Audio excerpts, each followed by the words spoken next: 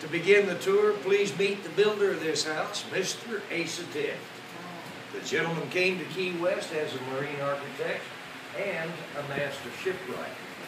While living here, he had the foresight to organize our reef wrecking and salvaging industry. That little project made him the wealthiest man in the South. He built this home in 1851, lived in it until his death in 1889.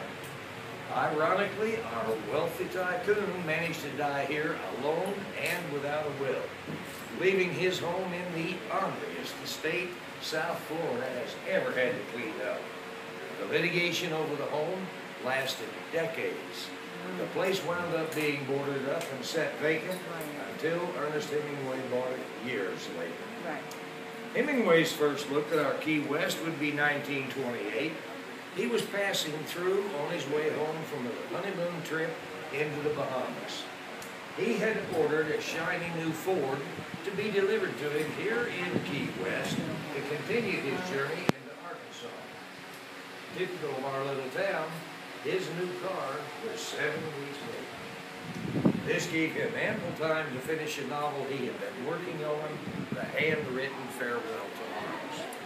While completing that, he fell in love with our island lifestyle, a situation that we today refer to as the Keys disease.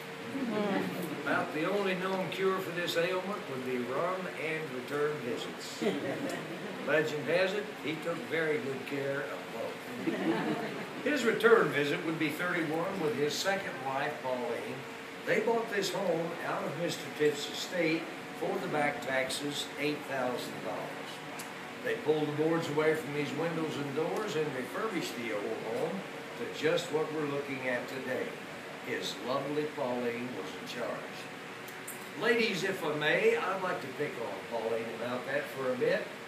When they took possession of this wonderful home, everywhere you see one of these electric lights, she found a ceiling fan.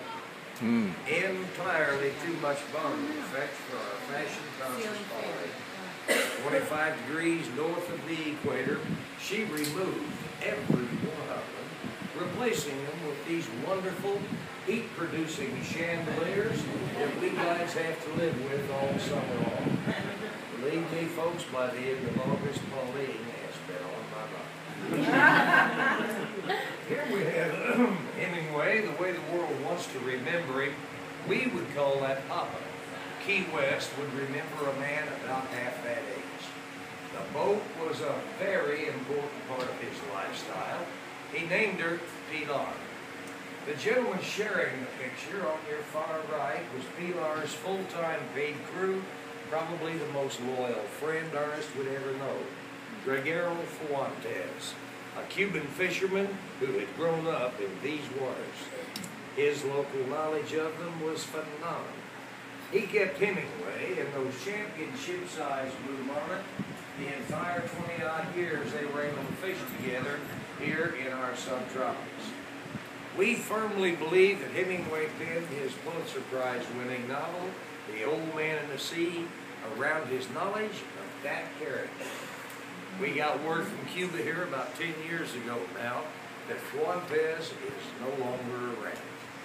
It has been said that that old salt would begin and end every day of his adult life with seafood chowder, a big tumbler of dark rum, and a good Cuban cigar.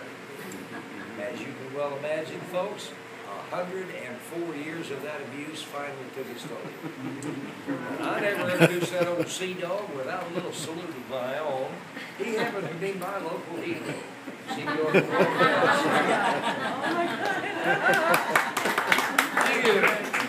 I do want to do it, by the way. Let's go across the hall and meet the Hemingway wives, folks. This will take a while.